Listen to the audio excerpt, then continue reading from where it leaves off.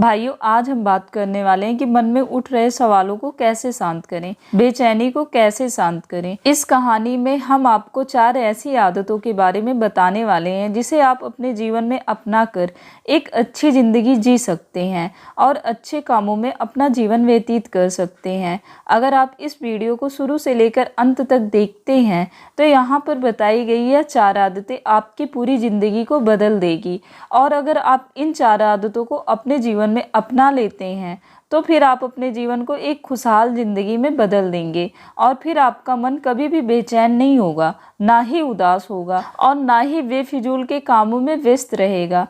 भाइयों, अगर अभी तक आपने हमारे चैनल को सब्सक्राइब नहीं किया है तो चैनल को सब्सक्राइब अवश्य कर लेना। एक बार किसी राज्य का राजकुमार महात्मा बुद्ध के पास आता है और वह महात्मा बुद्ध से कहता है, आप हमेशा कहते रहते हैं कि ध्यान करो, लेकिन मेरे लिए ध्यान करना तो दूर की बात है। मैं कुछ समय के लिए अपनी आंखें बंद करके शांति से बैठ भी नहीं पाता। मेरा मन इतना बेचैन है कि यह हर समय कुछ न कुछ सोचता रहता है। मैं जब भी ध्यान करने बैठता हूँ मेरे अंदर विचारों का तूफान आने लगता है, लोगों के बारे में सोचकर, अपने जीवन की बीती घटनाओं के बारे में और अपने भविष्य के बारे में, और ऐसे ही ना जाने कितने सारे अजीबोगरीब विचार लगातार मेरे मन में आते रहते हैं। मैं इन्हें रोकने की बहुत कोशिश करता हूँ, लेकिन जब मैं इन्हें रोकने में असफल हो जाता हूँ तो मैं ध्यान को तोड़कर बैठ जाता हूँ। इतनी बातें कहने के बाद वह महात्मा बुद्ध की ओर देखता है और कहता है, बुद्ध, आप मेरी इस समस्या का कोई समाधान बताएं। बुद्ध ने कहा, मैं क्या समाधान बता सकता हूँ, सोचो, तुम्हारा ही मन है, लेकिन यह तुम्हें कुछ देर तक आंखें बंद करके भी बैठने नहीं देता। कितना आजाद कर रखा है तुमने। राजकुमार ने कहा, बुद्ध, मैंने बहुत सोचा लेकिन मुझे अपनी इस समस्या का कोई समाधान नहीं मिला, इसलिए मैं आपकी शरण में आया हूँ। अब आप ही कोई रास्ता दिखाएं। बुद्ध ने कुछ देर तक राजकुमार के चेहरे की तरफ बड़े ध्यान से देखा और फिर कहा, ठीक है, तुम यह 4 आदतें छोड़ दो और फिर तुम्हारा मन लगने लगेगा। राजकुमार पूरे ध्यान लगाकर बुद्ध की बातें सुनने लगा। बुद्ध ने कहा, पहली आदत कि दूसरों के मन को पढ़ना छोड़ दो।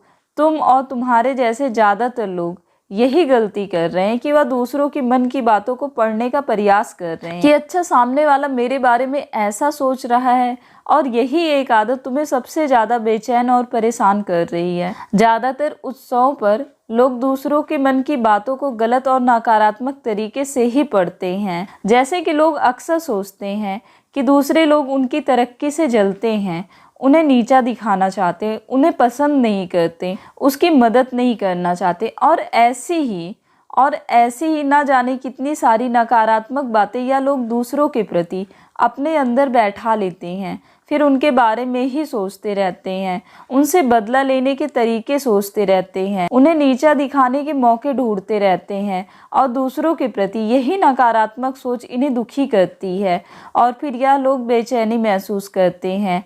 इसलिए दूसरे लोग क्या सोच रहे हैं इसका अनुमान लगाना बंद करो।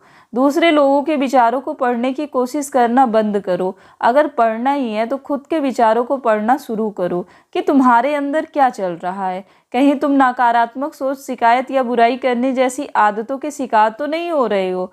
बुद्ध ने कहा, दूसरी आदत है कि कभी यह मत सोचना कि असफल हो गए हो तो लोग हंसेंगे। हंसने दो लोगों को, असफलता पर हंसना तो लोगों का धर्म है, क्योंकि अगर तुम सफल हो जाते तो यही वह लोग हैं जो तुम्हारी तारीफ करते, तुम्हें सम्मान देते, तुम पर गर्व करते। अगर तुम अपनी सफल होने पर दूसरों से तारीफ की उम्मीद करते हो तो अपनी असफलता पर उनके हंसने से तुम्हें दुखी नहीं होना चाहिए। और समस्या यह है कि हम इंसान असफलता को बुरा मानते हैं, जबकि असफल होना सफल होने से भी ज़्यादा जरूरी है, क्योंकि बिना असफल हुए सफल इंसान के अंदर घमंड और दूसरों को खुद से छोटा समझने की भावना पैदा करती है, जबकि असफलता हमें विनम्र रहना, धैर्य रखना और लगातार प्रयास करना सिखाती है।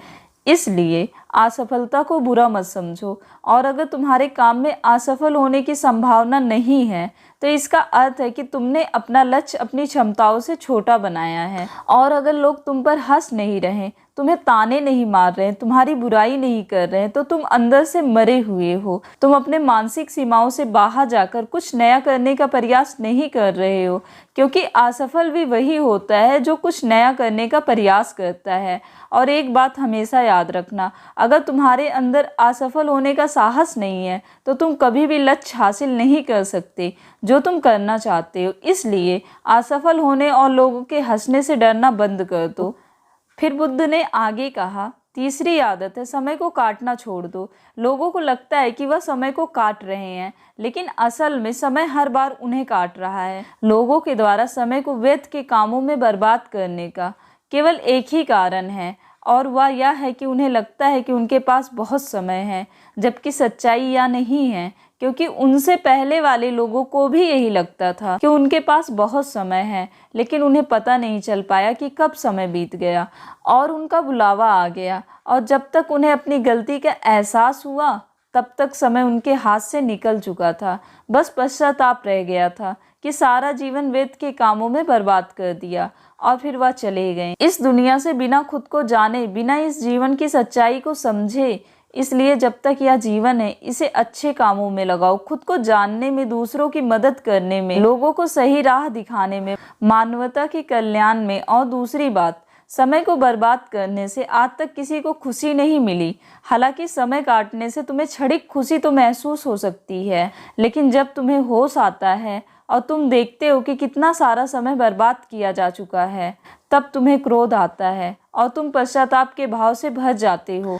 और फिर यही पश्चाताप का भाव तुम्हारे अंदर तनाव पैदा करता है और तुम बेचैन हो जाते हो और लगातार अपनी उस गलती के बारे में सोचते रहते हो। फिर तुम्हारा किसी भी काम में मन नहीं लगता और तुम उदास रहने लगते हो, और यह चक्र लगातार चलता रहता है, जिसकी शुरुआत हुई थी समय को काटने से।